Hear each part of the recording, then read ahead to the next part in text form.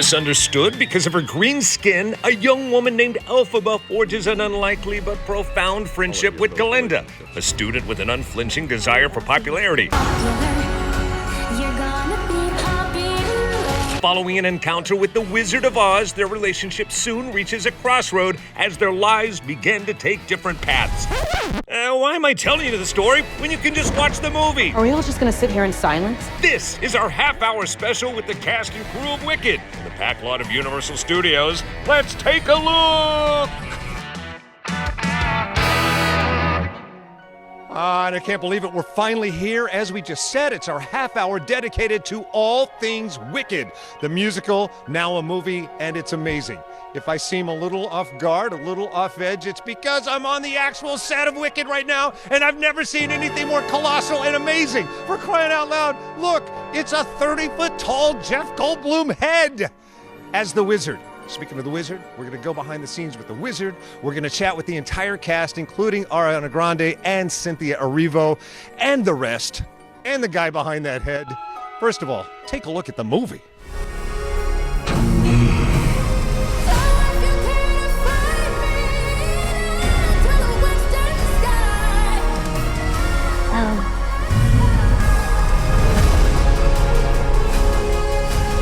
The best way to bring folks together is to give them a real good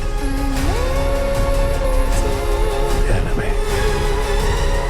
This Wicked Witch. Don't be afraid. It's the wizard who should be afraid of me. The wizard that there is or was is ever gonna bring me down. All right, if that clip doesn't do it, what you're about to see is going to do it. The ladies themselves, Cynthia, Ariana, good to see you too. Good to see you. How are you feeling? Good, really Good. good. Thank you for asking. I remember the first time I saw both of you on your socials share the moment you found out you got the part. I melted, as did every hyper fan of this product in this universe. Well, now you're about to be on the other side of that journey. Yeah. How does it feel? Like wild. This has been a really wonderful, crazy, wild journey. We're deeply, deeply grateful Yeah. to be here, to have been able to do this. Yeah. Just deep gratitude. We really are. We're almost over the rainbow. It's so crazy. For part one. For part one. For part one, Yes. exactly. We'll get to part two in a moment, but for this, you thought you knew what these sets were going to be like. Neither of you are strangers to big production value. Even still, when you walked out, what was the moment you saw? What blew you away? What's the first thing? Oh my gosh. Was the first thing we saw was Our dorm Our room. dorm room. That was, Very special. yeah, but intimate. Intimate, yeah. But even there, like every single detail, Detail. the books were all written in our character's point of view. Like Yeah. every single picture had a picture in it. Every Yeah. frame and every, piece. Yeah. Was- It was all picked for us. All the set designers and the prop masters really paid great attention to what these women would need in their spaces. And it meant It a was great deal. so thoughtful. And then you move out to Shiz and it's just huge. Huge. And there's a running moat with water in it. And there's, a stairway up into the very top of Shiz. It just was insane to see. And I always joke that it looked like Venice. Right. Like summer in Venice. Because that's what it felt like. There was always sunshine in this place. There's so much work went into creating this world. Yeah. Yeah. And then you have to sink in, Yes. breathe, get over it, perform, Yeah. and act. Once you're in that space, on top of that, you're recording the music practically Yes. on the day. Yeah. Diegetic sound, we're hearing Yeah. that performance. Despite all your live work, what kind of pressure is it knowing that this is going to stick? Go on. You No, take the one. I think it didn't really feel like pressure for us at that point. It felt like just what these women needed to do. Yeah. Was sing, and we were very excited about the That's right. live singing aspect of it, and our sound department was so Insane. incredible. So when Yeah. you're watching it, it looks like a professional recording, but it's because they had mics in her hat, in my blouse, in above us, around us. Yeah, they've turned the set into essentially a recording studio. Truly. So you could hear the sound from anywhere. And it makes the difference. All right, we got to wrap it up. So next, I'm talking to the director, Jon Chu. Yes. Give me something about him. In a word, your director. We love him In so a much. word? In a word, perfect. Yes. Good word. Oh, perfect. Divine. Have you ever met a perfect director? Thank you so much, ladies. Coming up next, you're going to meet the aforementioned perfect director, and we're going inside the dorm room they just talked about. I am so geeked out. All things wicked, next. Perfect is so funny. Thank you so much. Popular. This movie's gonna be popular. Oh, hey, that's kind of embarrassing. Welcome back to Take a Look. It's our half-hour special from the set of Wicked, talking about all things Wicked, including this. I'm in the dorm room right now of Elphaba and Glinda. Everything you see here in the movie, every attention to detail, no holds barred, nothing spared. It's awe-inspiring. Yeah, maybe to me because I'm here, but wait till you see the movie. You're going to be blown away. I talked to director Jon Chu, who said that's what made the difference. Practical. Even the music. Take a look.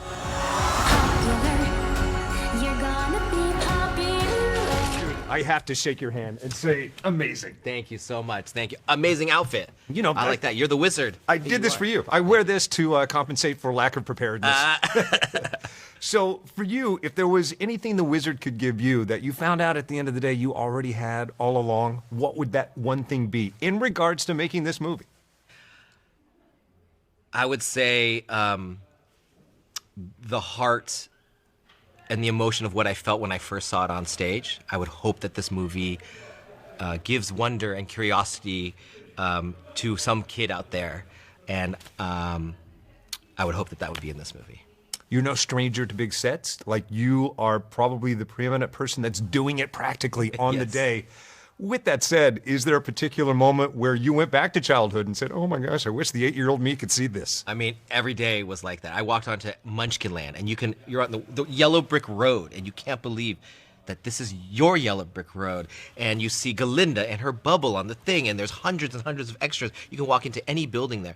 Emerald City, walking down. We have a 60-ton train that we actually have that runs on a track, and you're walking in, and we had like 7'7" people. We had 3'3" people. Like, it was like this beautiful collection of people, and the life and the ambition of Emerald City with cobblestones and dancers. I mean, it was unlike anything I had ever been a part of before. I mean, it pays off beautifully. You know, people lean into the musical largely because they love The Wiz, or they love The Wizard of Oz, or they love the books even. Yeah. So you have all these different fans coming. They all want to be pleased. Oh, yeah. How do you please them all and also get the John vision in there? You can't please them all. But I knew what I felt like when I watched Wicked for the first time before it went on to Broadway. I saw it with my mom in San Francisco when they were workshopping it. And I remember being blown away by it. I remember what it felt like to be reminded of, oh, wait, that's from The Wizard of Oz. Oh, that's so clever. Oh, that's a... And I remember what it felt like to see those two girls, Elphaba and Galinda, and fall in love with that relationship. And so I knew that if I could protect those things and use the tools of cinema to expand the rest, then we would have something really interesting here. And you mentioned Elphaba, Glinda. It starts with them. Casting is key. Yep. How excited were you? Well, I mean, because I've just asked your two actresses, who, by the way, say you are the perfect director. That's very nice. How excited were you conversely? Like, what would your social media have looked like had you posted the moment you locked them? I'm really glad we found each other. We couldn't have made this movie without the two of them. We wouldn't have made this movie if you couldn't find those two, like very specifically at this moment.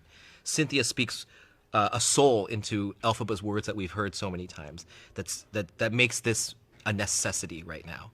And Galinda speaks her words, even through the Ariana Grande persona, this most popular girl in the world, that she's finding a new way of herself in this movie. Even the way she puts her name at the end of the movie and changing her name actually in it as Ariana Grande-Butera. Like, to me, she's a new person in that, and that's a hard thing, transition and change. And those two representing that, to me, is so magical and is what the movie is actually about within their relationship. And so I'm excited for people to see that.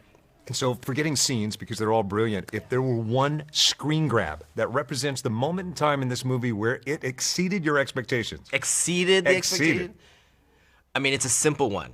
It's not like a big flashy moment. It's the moment she puts on the cape on her, and there's the perfect circle, but there's the cracks in the windows, so the O's and the Z's, and what Elphaba does in Oz is bring these cracks and sharp angles, and it's the two ladies, and there's the broomstick in between, and she's like, come with me. And Galinda can't go with her, and she can't say that she's not going with her. And that moment, the look between the two when they realize that they're gonna not be together is heartbreaking for me, and is what we built this whole movie around. It's all about heart. All right, Mr. Perfect. Very much. Good to see you. Thank you very much. 3, 2, 1, action. All right, Mr. John Chu, Mr. Academy Award nominee, I guarantee it, and other accolades. This is one of the best movies you're going to see this century. Not overhyped. This room, amazing. Again, I'm in the dorm room of Elphaba, the dorm room of Glinda. It's where they become friends or not. And security is going to be called because I'm super creepy for being in here right now. So, hey, when we come back, we're going to talk about that hat, the difference it makes, and the magical moment behind it. As our Take a Look half-hour special continues, we will be right back. Look at you. Welcome back to Take a Look, our half hour dedicated to all things wicked. It's Jonathan Bailey, Jeff Goldblum. How are you? Listen to that voice. Listen to that voice. You don't hear that voice, you feel that voice. I'm trying to talk over the music. That could be, you could do that. You could play that part of the guy who used to announce for fights. You know, let's get ready to rumble. You know, that's what you just did. That's trademarked. We have to pay that guy now. Okay, well, sorry. I'll, if I have to contribute anything. But welcome. Hey, good to see you too. How you feeling? Great. We're very happy to be here. Ask us how do I feel now that we're cozy playing. If we were a bell, if we were a salad, we'd be tossing our dressing. And then some. What musical is that from? Quick. Guys and Dolls. I saw you in that every performance. Reach for stars in the sky. So, go on. They're doing it for some doll. I gotta stick to this. So let's talk about what's the song that 20 years from now, you don't know why, but the song from this is going to pop up in your head and loop forever. I am a sentimental man. That's my song. I don't know about that. Well, his song, Dancing Through Life. Or no, I think I'm mixing it up with Great American Hero. I'm floating on air. I said, believe it or not, I'm floating on air. Hey, I saw William Catt, who starred in that show, do the original Pippin. Oh, wow. And guess who wrote Pippin? I'm getting chills. Stephen Schwartz. Going full He had magic circle. to do, and he did it. He had what? He had magic to do, and he did it. Oh, he's got magic to do. So, Laurence Olivier once said that a part I like of this every already. will be a part of him forever. And, for the God's sake, you've won his award. What part of this role will be with you forever? Well, much like the lyrics in For Good, which is a song in the second act, which is one of my favourite songs in Wicked, I think just the experience of, I think it's been a full circle moment coming back to work with people on music and dance and just seeing everyone expertly coming together and the amount of coaching that we've had. And I think that's going to stay with me forever, obviously, but also the shared moments of sort of magic that I witnessed on set and with the girls and with Jeff and you. I like rehearsals too. You heard about Judy Garland, for instance, that they would, their lives at MGM, that they would be in the rehearsal studio, as you see on film. They must have practiced that, but they learned they taught them how to sing, how to dance. Yeah. We experienced a little bit of this, got some last minute, training and special coaching for at least me for my song. I like that. Yeah. Yeah. We have to wrap it up. So, in a nutshell, see Wicked because Jonathan Bailey. And for 10,000 reasons I can't. It's a cinematic event for the whole family, and it will blow your mind. And I think it's a very rare thing to see a film that you're going to be watching in 50 years' time. Yeah, you know that song, Find 100 Ways? That's my answer to that. You know that song, kind of an R&B song? Find 100 Ways. Oh, I love that song. I could stay here forever. We need another 24 hours from this. But coming up on our half-hour special of All Things Wicked, more of the cast and crew. We will leave no munchkin behind. We'll be right back. That's great. If there are no further questions, I'm gonna go.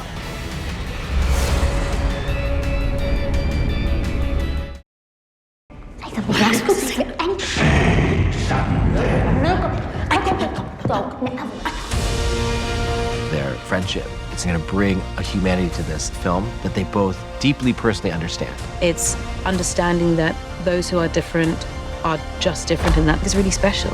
I'm coming. My favorite thing about Wicked is that we can all identify pieces of ourselves within both Elphaba and Galinda. You can do this.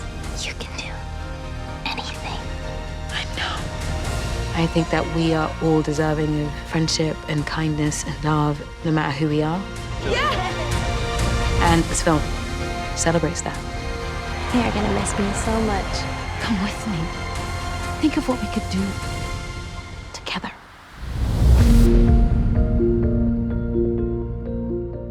Hey, welcome back to Take a Look, our half-hour special dedicated to all things Wicked. It ain't over because we got these guys. Ethan, Marissa, so excited to be with you. And kind of sad, too, because it's the tail end of our half-hour special, so it's about to be over.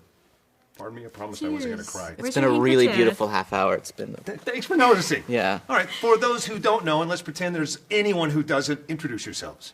I'm Marissa Bodie. And I'm Ethan Slater. Got it. Let's talk about the journey. The moment you found out you made it to the moment we're talking right now, in a nutshell. The process for me was over the span of a few weeks, but that final call was, I was told it was a callback, but it was actually them telling me that I got the part in the most special way. Jon pretended like he was going to the door to just answer whoever, and it was actually Ari and Cynthia at the door over Zoom, but at the door with the sign that said, "Welcome to Oz, will you be our Nessa Rose?" which was just so thoughtful and so special. In the part of auditioning, you send out self-tapes, you assume they're going out, you hope weeks later you'll find out, but you got a call back like that day. Yeah, I did get which was wild. I actually got several calls before I actually ended up picking up because I was at work and we were understaffed at that point in time.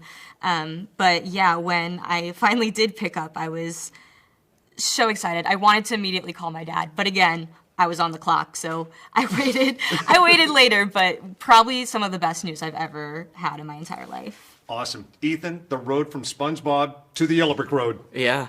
Well, I did SpongeBob 7 years ago now, which is really dark. But I worked on it for a long time. Just dark because it's been a long time. I can't believe how long it's been since we started that. But I don't know. That was an amazing experience working on SpongeBob and getting to work on Broadway. I love Broadway so much, and it's been a real joy and kind of an honor to be able to take a Broadway show like Wicked and put it on screen and dive into the characters in a new kind of way. It's a totally different thing to tell a story every night, 8 shows a week, versus taking one little moment, particularly between Buck and Nessa, and just figuring out exactly how to tell this really nuanced little story between them. And it's been amazing. Absolutely. So many nuanced stories, but such an epic adventure at the same time. And speaking to that epic adventure, what I loved about the original cinematically and this, so practical. So talk about what you felt that very first day on the first big set.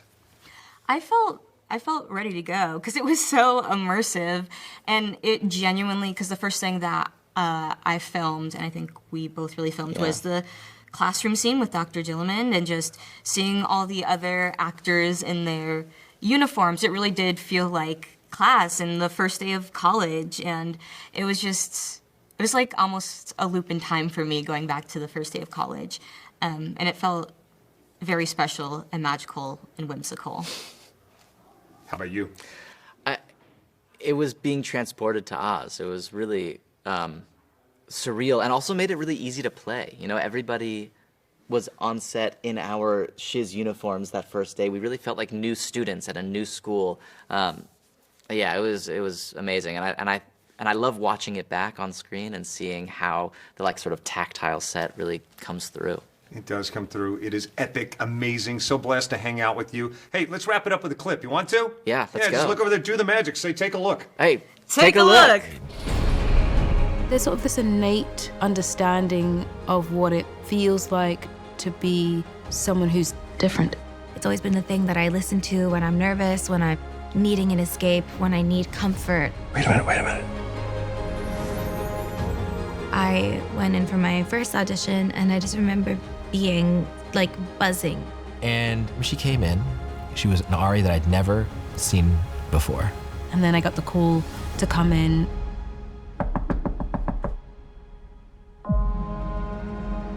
Cynthia was so raw and vulnerable, and I couldn't get her out of my head. The world needs to see more of you, and we would love for you to be our Elphaba. It's been a really long journey, and I'm really grateful for it.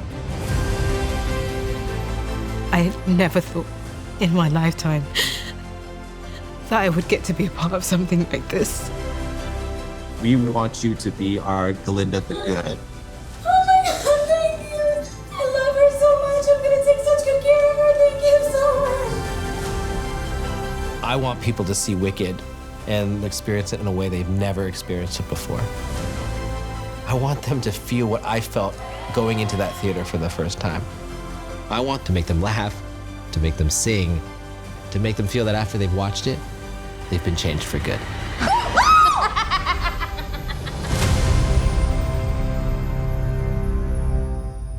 I'm not crying. You're crying. Look, if you weren't excited about Wicked, you should be now. People who knew nothing of Wicked are loving it now after that half hour. Thanks for joining us for this spectacular edition of Wicked Meets Take a Look. Hey, be sure and like and subscribe on YouTube. Thanks again to the men and women serving in America, watching on AFN right now in 177 different countries and territories worldwide. That's right, Jeff Goldblum, giant head. I got questions, wizard, and I need answers. We'll see you next time. Peace out. The best way to bring folks together Something has changed within me. is to give them a real good enemy. You're green. I am. Something is not the same. Something just takes over me. And when it does, bad things happen. Once you learn to harness your emotions, the sky's the limit.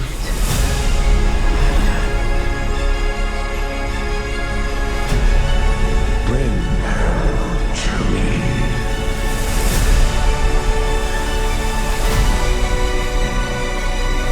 Don't be afraid. I'm not afraid. It's the wizard who should be afraid of me.